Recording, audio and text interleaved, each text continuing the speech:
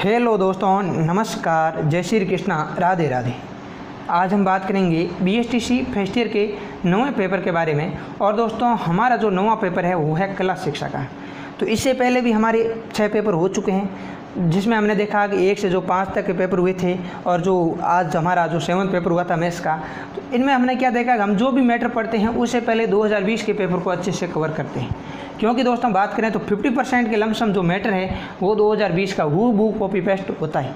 हाँ, अब जो अपना जो आज का पेपर था मैथ्स का, इसमें 2020 के पेपर से बहुत ही कम क्वेश्चन आए हैं। बिल्कुल 2-3 क्वेश्चन मिले हैं, लेकिन जो पिछले पेपर में हमें 50% से ज़्यादा मैटर मिल जाता वो इस बार गणित में नहीं आया है। लेकिन गणित में 2020 का कम रिवाइज होने से हम ये नहीं मानेंगे कि 2020 का अब आना ही बंद हो गया है, क्योंकि पीछे के 5 पेपर में भी हमने देखा कि 2020 का बहुत ही ज़्यादा रोल है। तो अभी 2020 के पेपर को समझते हैं तो हमें जो इसका पैटर्न पता चल जाएगा कि किस प्रकार से आता है। बाकी हम एक एक यूनिट करके इसकी जो सभी यूनिट है, इन सभी का, इनकी जो 5 यूनिट है उन सभी का बहुत ही अच्छे तरीके से अध्ययन करेंगे। और यकीन कीजिएगा कि बाकी सभी पेपर्स जो आपके अच्छे तरीके से हुए हैं, वैसे भी कला शिक्षा का पेपर भी बहुत ही अच्छे से जाने वाला है। तो दोस्तों, क्लास की शुरुआत करते हैं। पहला क्वेश्चन है, मुख्य प्राथमिक वर्ण कौन से हैं? तो जो मुख्य प्राथमिक वर्ण है मित्रों, यानी जो प्राथमिक जो रंग है, ठीक है, वो कौन से है? तो इसमें आपको ध्यान रखना है लाल, पीला और नीला। लाल, पीला और नीला, ये तीनों रंग है मित्रों, ये हमेशा मुख्य प्राथमिक वर्ण के अंतर्गत आते हैं। तो इन 3 रंगों के नाम आपको याद रखने हैं, लाल, पीला और नीला। अब याद कैसे होंगे? तो देखिए, वैसे तो इनको रटना ही है, इनका नाम याद ही रखना है। फिर भी मैं आपको एक तरीका बता देता हूँ, जैसे कोई भी अपना लॉजिक तो सेट कर सकते हैं जिससे हमें आसानी से याद हो जाए। तो एक जो निप्पल मैंने नाम दिया है, निप्पल, नी से नीला, पे से पीला और ले से लाल। तो निप्पल से आपको याद रह जाएगा कि निप्पल कैसा है कि प्राथमिक वर्ण है, ठीक है, इस तरह से। फिर क्वेश्चन है कि स्वर कितने प्रकार के होते हैं? अब इन स्वरों की बात करें मित्रों, तो ये हिंदी वाले स्वर नहीं है। जो ए, आ, ई, ऊ होते हैं ना, वो हिंदी वाले स्वर नहीं पूछा है। और न ये स्वर अब इंग्लिश में पूछा है कि ए, ई, आई, यू, वो भी नहीं है। ये स्वर अभी हम बच्चों, जो मित्रों, पढ़ क्या रहे हैं दोस्तों? हम पढ़ रहे हैं स्वर, कला शिक्षा। तो कला शिक्षा में स्वर है वो जो अपने गाने के लिए होते हैं ना, ऊंचे स्तर पर जो गाने के लिए स्वरों की संख्या निर्धारित होती है, तो वो स्वर पूछा है। अब वो स्वर कौन से होते हैं गुरुजी? तो दोस्तों वो स्वर होते हैं सा, रे, ग, मे, प, ध, नि। आपने वो गाने के लिए सुना होगा, ये तो लाइन बिल्कुल कई बार आपने सुनी होगी, सा, रे, गा, मा, प, ध, नि, ठीक है। तो इनको हम एक एक करके आगे इनका नाम भी पढ़ेंगे। और अभी आप अगर इनको याद करना चाहो तो देखिए, तो अब मैंने इनके नाम लिख दिए हैं सभी के। एक सा, रे, ग, म, प, ध, नि। इन स्वरों को मित्रों कला शिक्षा में 7 स्वर का दर्जा दिया गया है। आप वीडियो को 10 सेकंड पीछे करके आप इसका जो है अच्छे से इसको पोज करके इसका स्क्रीनशॉट भी ले सकते हो। तो आपको इस स्वरों के नाम याद रखने हैं। स्वर कितने हैं? तो स्वर है जो 7 होते हैं। कितने होते हैं? अपने कला शिक्षा के अकॉर्डिंग 7 होते हैं। नेक्स्ट क्वेश्चन है दोस्तों, ललित कला किसे कहते हैं? ललित कला, ललित का क्या होता है? सुंदर। ललित का होता है सुंदर, अच्छी। ललित सुंदर का पर्यायवाची होता है ना। तो वह कला ललित कला कहलाती है जिसका संबंध सौंदर्य बोध, सांस्कृतिक विकास और आध्यात्मिक चेतना से होता है। यानी ऐसी कला जिसका संबंध किससे हो? सौंदर्य से हो, सांस्कृतिक विकास से हो और आध्यात्मिक चेतना से हो, तो वह ललित कला के अंतर्गत आती है। और दोस्तों, मुख्य रूप से ललित कला में इन 5 कलाओं को शामिल किया जाता है। पहली चित्रकला, चित्रों का जो आकर्षण होता है कैसा होता है? सुंदर होता है। तो इनमें सारे गुण होंगे, सौंदर्य गुण, सांस्कृतिक विकास और आध्यात्मिक चेतना।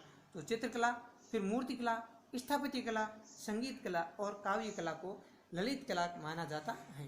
तो इसको, इनका एक एक का नाम आपको अच्छे से याद रखना है। ललित का अर्थ होता है सुंदर, तो आपको ध्यान रखना है इनका संबंध है सौंदर्य बोध से, सांस्कृतिक विकास और आध्यात्मिक चेतना से। और इसमें चित्रकला, मूर्तिकला, स्थापत्य और संगीत और काव्य को रखा जाता है। नेक्स्ट है, रम्मत किसे कहते हैं? रम्मत किसे कहते हैं? दोस्तों, रम्मत एक प्रकार का लोक नाट्य है। आप सभी कंपटीशन की तैयारी कर रहे हो, सभी मेरे ख्याल से, क्योंकि बीएसटीसी करने वाले सारे बंदे कंपटीशन की तैयारी जरूर करते हैं। तो दोस्तों, बीएसटीसी का अगर आपने एग्जाम भी क्रैक किया ना, जो प्री बीएसटीसी का, तो भी वो किसी कंपटीशन से कम नहीं, उसको आप हल्के में मत लें। अगर आपने वो एग्जाम पास किया जिसमें इसका मतलब ये है कि आप में बहुत बड़ी काबिलियत है। उसमें बहुत ही लाखों का कंपटीशन होता है मित्रों प्री बीएसटीसी में। अगर आप वो एग्जाम क्वालिफाई कर चुके हो तो आपको मानना है कि यकीनन मुझे बहुत कुछ आता है, मुझे काफ़ी कुछ आता है। अगर आप में आपको खुद पर ऊपर विश्वास होगा तो ही आप आगे बढ़ पाओगे। आपको पहले खुद की नज़र में सही बनना पड़ेगा। तो रमत किसे कहते हैं? तो रमत, अब राजस्थान कल्चर में आपने पढ़ा होगा, रमत लोक नाट्य होता है। रमत एक लोक नाट्य कला है। रमत क्या है दोस्तों? एक लोक नाट्य कला है। और बात करें तो जो रमत है मित्रों, मुख्य रूप से ये जैसलमेर की है। इसका उद्भव कहाँ से है? जैसलमेर से है।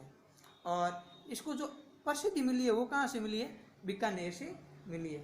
ज़्यादा प्रसिद्धि इसको बीकानेर से मिली है रमत कला को, और इसका उद्भव है जैसलमेर से है। इसका जो संबंध है वो देखते हैं इसके बारे में और क्या क्या जानकारी है।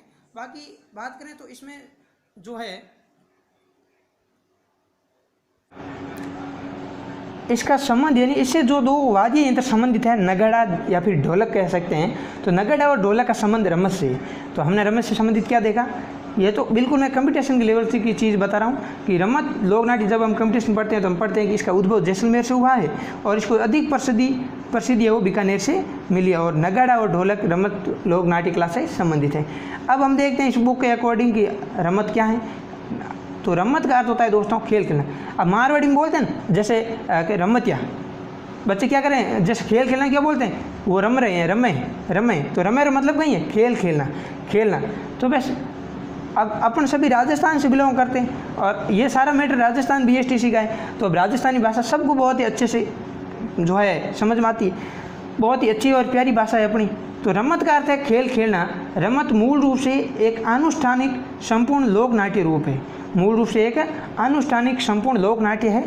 इसमें भाग लेने वाले कलाकार, हाँ एक चीज़ आप और ध्यान रखना, इसमें जो दोस्तों भाग लेते हैं ना, जो कलाकार इसमें एक्टिंग करते हैं उनको क्या कहते हैं? तो रमत खेलने वालों को रमतिये कहते हैं। क्या कहते हैं? रमतिये। इसके कलाकारों को क्या कहा जाता है दोस्तों? रमतिये। तो आपको ध्यान रखना, इसमें जो रमतिये है, जो कलाकार है, वो अपने प्रदर्शन को खेल नहीं कहते, वो अपने जो प्रदर्शन को उसको खेल नहीं कहते। तो क्या कहते हैं? वे इसे माता जी का गुगरा बंदिया कहते हैं, क्योंकि ये है जो आध्यात्मिकता से रिलेटेड नाट्य कला है।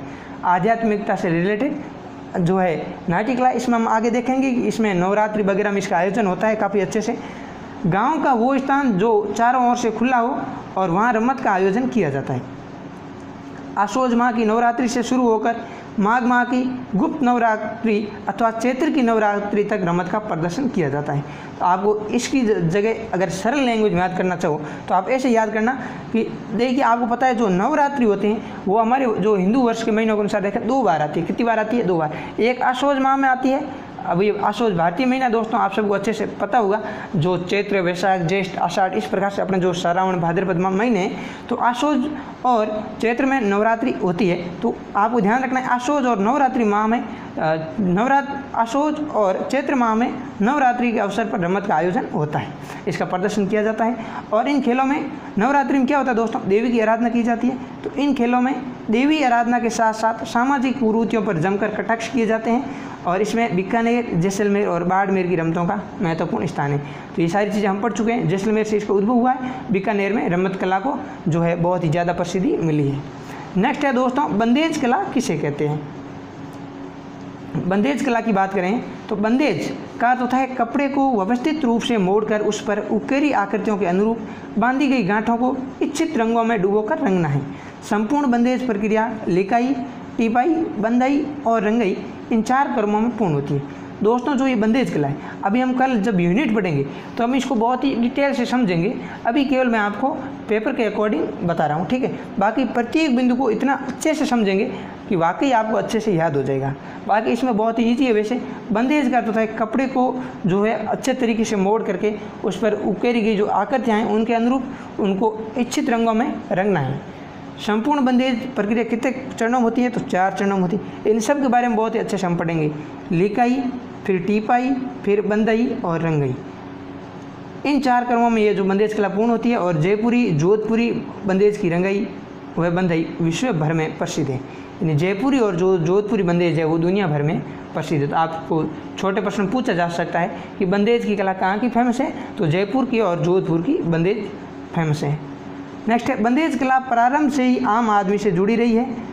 हर बार नए वस्त्र खरीदना कुछ लोगों के लिए संभव नहीं होता तो पुराने परिधानों को ही अवसर अनुकूल बंधवा रंगवा कर नया रूप दे दिया जाता है। यानी दोस्तों बंदेज कला तो सामान्य आदमी से जुड़ी है, ठीक है, हर आम आदमी से जुड़ी है। तो इसमें क्या है, हर बार कोई भी छोटे मोटे अवसर पर नए वस्त्र खरीदना, ठीक है, अधिकांश लोगों के लिए संभव नहीं है। तो वो क्या करते हैं, अपने जो पुराने कपड़े होते हैं उनको ही अपने अवसर अनुकूल, जब भी उनके कोई अवसर होता है, कोई भी मौका होता है, त्यौहार होता है, तो उसको वापस रंगवा करके नया रूप दे देते हैं। जिस प्रकार से अपन भी क्या करते हैं, हर छोटे मोटे काम पे तो कपड़े जो है नए लाना संभव नहीं है, तो उसके अकॉर्डिंग उन्हीं कपड़ों को बहुत ही अच्छे से जो है तैयार किया जाता है। तो विविध पर्वों, उत्सवों, मेलों, त्योहारों और ऋतुओं से संबंधित परंपरागत बंधेज राजस्थान की लोक संस्कृति का अभिन्न अंग बनाई गई है। तो इसमें देखिए कला संस्कृति के बारे में बहुत फुल डिटेल पढ़ने वाले हैं दोस्तों। यकीन कीजिए कि कल का दिन है हमारे लिए, उसमें हम राजस्थान की जो कल्चर है उससे ओत प्रोत पूरा मेथड पढ़ेंगे, ठीक है, बिल्कुल बहुत ही अच्छे से पढ़ने वाले हैं राजस्थान की लोक संस्कृति के बारे में, मेलों, त्यौहार, समारोह, इन सब के बारे में। दोस्तों अगर किसी के पास गाइड है तो वो गाइड से बिल्कुल पढ़े। बाकी यकीन कीजिएगा इस चैनल पर आपको बहुत ही विश्वसनीय और बहुत ही अच्छा मैटर मिलेगा। अब मैं बात करूंगा, अभी मैं आपको आज अपन ये केवल 5 प्रश्न पढ़ेंगे दोस्तों। 5 ही क्यों पढ़ेंगे, क्योंकि पेपर में कुल कितने प्रश्न आए हैं दोस्तों, 15 प्रश्न आए हैं। तो मैं बिल्कुल शॉर्ट में अपलोड करूँगा। 5 हम यहाँ पढ़ लेंगे, सेकेंड पार्ट में 5 और पढ़ेंगे और थर्ड पार्ट में 5 और पढ़ेंगे। इस प्रकार से हम 15 जो है प्रश्नों को बहुत ही अच्छे से कवर करेंगे। और उसके बाद मैं आपको आर्ट एंड कल्चर के बहुत ही अच्छे जो क्वेश्चन है, इंपॉर्टेंट क्वेश्चन है, वो लेके आऊँगा और मेरी पूरी कोशिश रहेगी। अब देखिए कई दोस्त बोल रहे हैं सर आपने करवाया, उसमें से पूरे क्वेश्चन तो आए नहीं, 2 से 3 क्वेश्चन बाहर चले गए, हाँ अधिकतम 4 क्वेश्चन चले गए। तो देखिए दोस्तों मैं भी इंसान हूँ, मेरी पूरी कोशिश रहती है कि मेरी पकड़ से एक भी क्वेश्चन बाहर नहीं जाए। और एक आधा कोई चला जाता है तो उसमें लोड देने की बात नहीं है, क्योंकि यकीन मानिए अगर आपने कुछ भी लिखा है तो आपको कुछ न कुछ जरूर मिलेगा। पहली बात मैं आपको आज के पेपर की बताना चाहूँगा। जैसे मानवी जी है, अभिषेक जी है, इनके कमेंट आ रहे थे, ये बहुत निराश हो रहे थे कि गुरुजी आज का गणित का पेपर तो बहुत खराब गया। 1-2 भाई बंधु तो बता रहे थे गणित के पेपर में आप वालों में से जो है काफ़ी क्वेश्चन बाहर गए। मित्रों अगर कितने भी अगर आप काउंट कर ले तो 3 से क्वेश्चन बाहर नहीं गए, ठीक है। 2, 3, 4 क्वेश्चन नॉर्मल सी बात है, अगर एक आधा कोई बार चला जाए तो उसमें कोई बड़ी बात नहीं। लेकिन मैं जो है उस पूरे मैटर को कवर अप करने की कोशिश करता हूँ, ठीक है।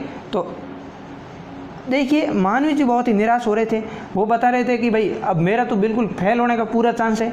अभिषेक जी त्यागी कमेंट कर रहे थे। जब मैंने उनके कमेंट देखे तो वाकई मुझे लगा कि उनको थोड़ा जो है संभल की ज़रूरत है। अभिषेक जी भी बोल रहे थे कि गुरुजी इस बार तो बस काम तमाम हो गया। तो दोस्तों ऐसा कुछ नहीं हुआ है। अगर आप एग्ज़ाम में अगर पहला बिंदु सही लिखते हो और फिर आप लिख देते हो कि 5/8 बराबर आपने 80 लिखा है तो भी चलेगा, आप यहाँ 5/8 बराबर 150 लिखोगे तो भी चलेगा। एक एक बिंदु दोस्तों कोई नहीं पढ़ने वाला है, यकीन मानिए ये दुनियादारी ऐसे चलती रहती है। कुछ एक अभी जो नमूने 1-2 कमेंट भी करेंगे जो कि गुरुजी ये क्या बक रहे हो आप कि 5/8 बराबर 58 चलेगा। अरे दोस्त सब कुछ चलेगा, 87 भी चलेगा, 45 भी चलेगा, प्रत्येक बिंदु वहाँ कोई नहीं पड़ेगा। तो आप बिल्कुल बिंदास रहिए, स्वस्थ रहिए, मस्त रहिए और व्यस्त रहिए और इन क्लासों का आनंद लीजिए। और आपके पास जो भी गाइड है उनको अच्छे से पढ़िएगा। हाँ पेपर जैसा भी हुआ है यकीन मानिए कि बहुत ही अच्छा हुआ है। आपने लिखा है 8/10 बराबर 58 तो भी करेक्ट है। दुनियादारी इस प्रकार चलेगी, आपको बिल्कुल लोड नहीं लेना है, बिल्कुल बिंदास रहना है। अभी मैं थोड़ा काम में व्यस्त था तो अभी जो है इनको आपको निराश नहीं होना है। जो भी है बहुत सारे और भी मित्रों कमेंट आ रहे थे, अब सबके नाम नहीं ले रहा हूँ तो कोई निराश मत होना मित्रों। तो जो मानवी जी, अभिषेक जी वो बहुत ही ज़्यादा जो है निराश हो रहे थे। मैंने सारे कमेंट चेक नहीं किए, फिर भी जहाँ तक मेरी कोशिश रहती है मैं प्रत्येक कमेंट चेक करता हूँ और जो मेरी कोशिश रहती है उसके अकॉर्डिंग मैं सबको रिप्लाई भी करता हूँ। तो आटे में लूण चलता है दोस्तों, अपने मारवाड़ी में कहते हैं कि आटे में लूण खटे। तो आटे में लूण यानी आपने हेडिंग बढ़िया लिखी है तो आगे जो भी मैटर लगभग चलेगा। तो बिंदास रहिए, चलेगा क्या यकीनन दौड़ेगा, आप ऐसा मान के चलिए। तो आपको बिल्कुल भी निराश होने की ज़रूरत नहीं है और अपनी तैयारी को कंटिन्यू कीजिएगा। अभी आज मैं थोड़ा काम से बिजी भी था, बाकी मेरी पूरी कोशिश रहती है मैं आपको क्लास टाइम पे दूं। तो पेपर भी थोड़ा लेट सॉल्व करवाया, फिर भी कुंज बिहारी जी है, चेतन कुमार जी, विनीता जी मीणा, माधव सिंह जी, विष्णु जी, कांता जी, सोनू जी, मोनू जी, नरेंद्र जी, रमेश जी, ये सारे कमेंट कर रहे थे सर कल्चर की क्लास का बारी है, क्लास 6 क्लास का बारी है। तो मैंने देखा इनको अगर इतना वेट है तो बिल्कुल मैं आपके लिए थोड़ा सा समय निकाल करके जो है क्लास प्रोवाइड करूँ। फिर भी मैंने सोचा कि आज का काम थोड़ा है बिजी है तो कल मैं क्लासें यथासंभव जो है प्रोवाइड कराने की कोशिश करूंगा, क्योंकि आप दोस्तों मेरे साथ जिस भाव से जुड़े हो तो मैं आपको जो है आपकी अपेक्षाओं पर खरा उतरने की मेरी ओर से पूरी कोशिश करूंगा। और फिर भी बहुत ही दोस्तों अच्छे कमेंट आ रहे थे, जैसे रमेश जी कह रहे थे कि इससे अच्छा तो कोई पेपर हुआ ही नहीं। अब दोस्तों मैं केवल 2-3 मिनट लूँगा, तो अभी मेरा भी जो आज है मैंने सोचा कि इन दोस्तों को भी थोड़ा सा बता दें कि इतना निराश नहीं होना है बिल्कुल। तो रमेश जी भी बता रहे थे इससे अच्छा तो कोई पेपर हुआ ही नहीं, सबसे अच्छा हुआ। इन कुछ प्रश्न बहुत ईजी थे। अब कईयों दोस्तों के क्या होता है मैथ, वैसे मैं पेपर के अलावा कभी भी जो है साइड की बातें बिल्कुल नहीं करता हूँ, लेकिन आज 2-3 मिनट निकाल के आपको थोड़ा बता देता हूँ। तो क्या है कि कुछ एक जो है ऐसा होता रहता है।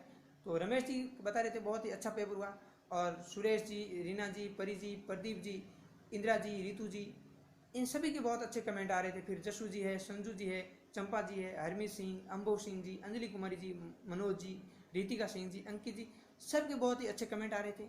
और आप सभी के, और बिल्कुल भी जो मित्र है जो है निराश नहीं हुए, मानवी जी, अभिषेक जी, बिंदास रहें, स्वस्थ रहें, मस्त रहें। यकीनन आपका जो है रिजल्ट बहुत ही बेहतरीन रहेगा। तो धन्यवाद दोस्तों, फिर हम मिलते हैं नेक्स्ट क्लास में। जय हिंद, जय भारत। नेक्स्ट क्लास मिलेंगे, तब तक के लिए bye bye, take care friends.